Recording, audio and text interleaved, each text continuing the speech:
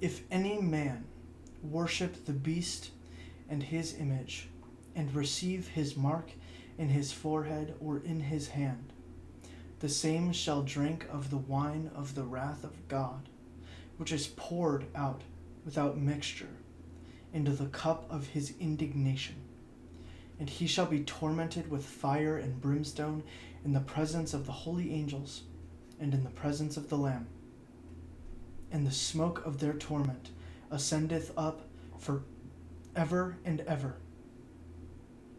And they have no rest, day nor night, who worship the beast and his image, and whosoever receiveth the mark of his name.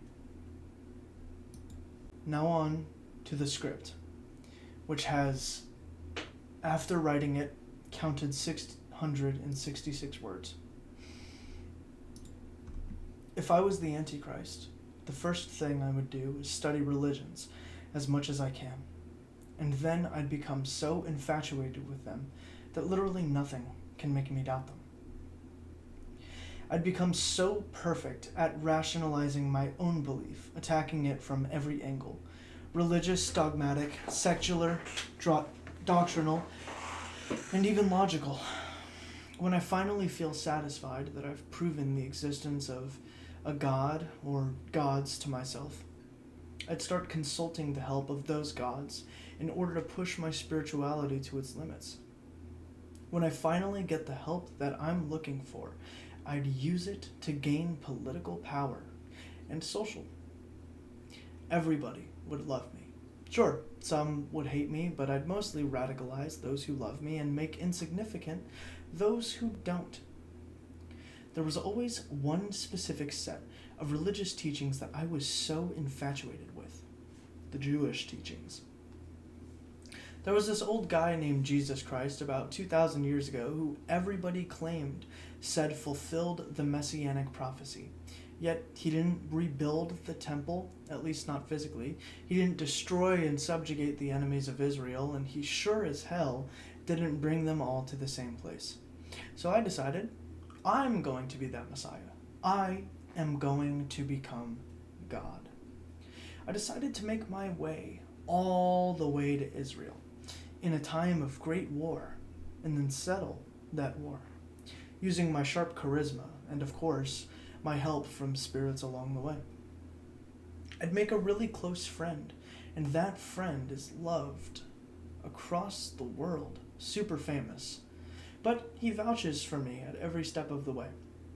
Me and my friend gained political power, seizing control over a kingdom in the Middle East. Even though I'm not from there, they like my ideas. Then I'd fulfill the first prophecy. I'd start with the easiest one, rebuilding the Jewish temple. Word starts spreading around, and the Jews start wondering whether or not I'm the coming Messiah. And of course, in that questioning, all of them will gather from all around the world to come and see me. And then the second prophecy fulfills itself. I've gathered all the Jews in one spot, and with that out of the way, I'll capture 3 kingdoms, probably during a war.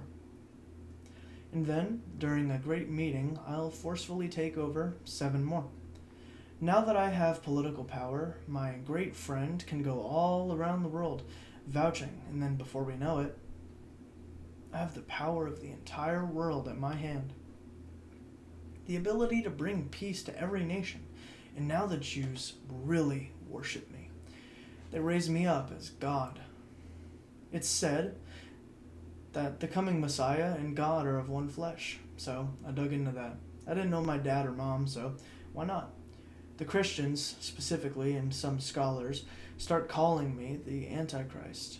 They start causing religious and political disturbances all around the world. How can I be the Antichrist when I am the real Christ? So I start performing miracles. I start healing the sick, the blind, the needy. I bring people in the homes. I settle wars. And yet they still call me the Antichrist. So if none of that satisfied them, I decide to impose a mark, a specific symbol. And of course, the Jewish are going to be the first to eat it up because those are the people who I was after in the first place. They're God's people, so they're my people. Christians will start calling this the abomination of desolation, saying that my acts were the desolation, causing great division between the Jews and the Christians, making every other religion basically obsolete. And then the abomination, imposing my mark, saying that the Jewish temple is now unfit for worship, even though nothing happened to the building.